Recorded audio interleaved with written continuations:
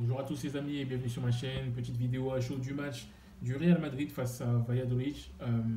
Match qui s'est terminé par une victoire du Real Madrid 2-0 sur le terrain de Valladolid. Voilà, j'ai un petit peu du mal avec ce blaze. On va faire une petite réaction à chaud.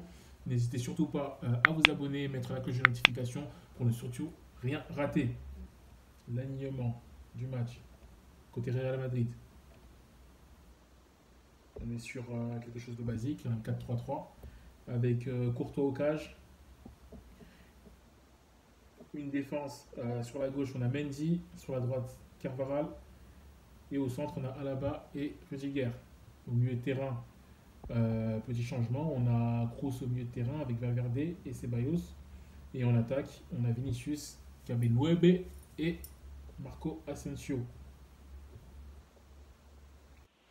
Match très compliqué dans sa globalité pour le Real Madrid.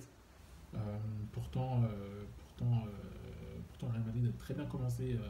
Le Real Madrid a très bien débuté son match. Pendant 20 à 25 minutes, le Real Madrid gardait le ballon, se procurait même quelques occasions. Je pense notamment à la frappe de Benzema, hors cadre. Mais voilà, pendant 20-25 minutes, le Real Madrid est maître de son jeu, se procure des occasions. On se dit, qu'est-ce qu'on se dit dans les premières minutes? On se dit que voilà, le Real Madrid va dérouler et enchaîner les buts, mais pas du tout. L'équipe adverse, le Valladolid, très chanceux. Je les ai trouvés très chanceux au départ. Et par la suite, a commencé à un petit peu renverser la situation du match, à garder, à avoir un peu plus le ballon, à avoir un peu plus le contrôle du ballon. À un moment donné, le Real Madrid était subissait beaucoup plus.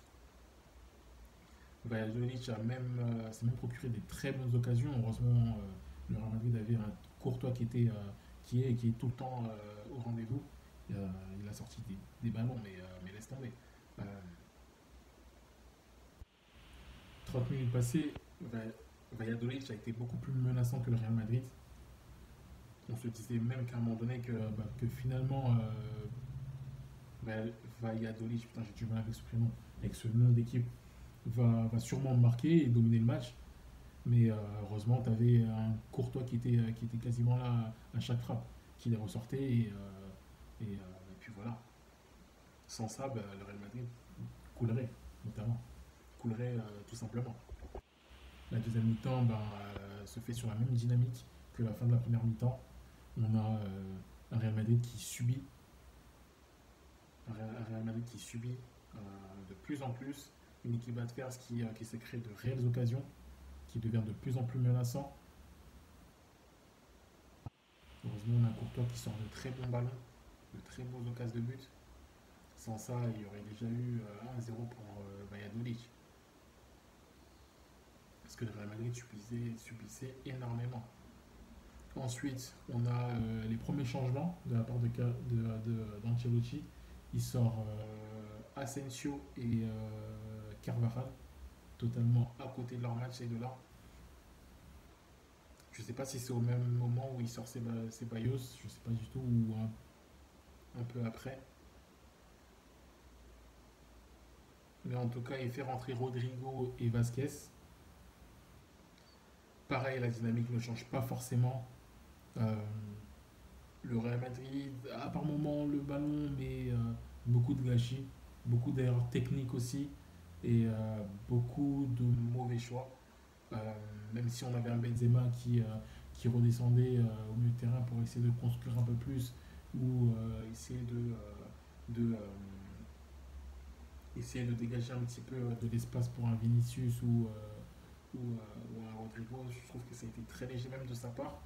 Techniquement, bon après ça fait un long moment il était blessé à un moment donné, et puis a fait 30-40 minutes de match amicaux. Et c'est vrai que c'était aussi un retour pour lui, c'était compliqué. Par la suite, là, par la suite vient le premier tournant, corner, une tête qui est contrée par la main d'un des défenseurs, enfin, d'un des joueurs de l'équipe adverse. Penalty, malheureusement, c'est les règles. Penalty, un penalty qui est transformé par Benzema. parfait. Et en plus de ça, enfin, là où tout bascule, c'est bah, le joueur, enfin il y a un joueur de l'équipe de Valladolid qui est expulsé. Et là, bah, la différence de niveau se déséquilibre tout simplement. Très malin. Ancelotti fait rentrer Tchouaméni et Modric.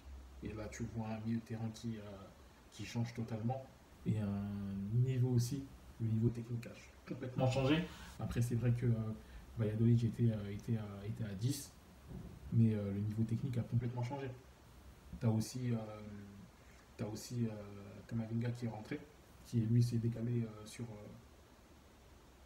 qui s'est décalé sur la gauche, côté Vinicius, enfin la place de Vinicius.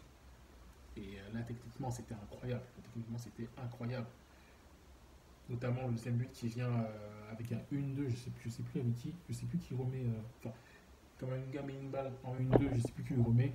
Il déborde, centre en retrait pour Benzema contrôle, frappe croisée, but. Deuxième but du fumier, deuxième but de KPNV. Après, voilà, après qu'il y ait eu l'exclusion et le penalty et la rentrée de Modric terminée, le match a complètement changé. Le niveau au milieu de terrain, était incroyable. En tout cas, pour une reprise, le Real Madrid s'est fait très très peur. Franchement, je pense qu'ils ont eu de la chance, hein. Ils ont eu de la chance d'avoir eu ce penalty et d'avoir terminé le match à 10. Sinon, c'était très compliqué pour eux. Bon, c'était un match de reprise, on verra le prochain match, comment ça se déroulera. Mais le Real Madrid est une très... Je vais terminer par un top 3 et un top flop, je dirais ça comme ça. Côté Real Madrid, en 3, je mettrai... en flop, je mettrai que Carvajal et Asensio. Franchement, j'en vois pas de troisième qui a été en dessous.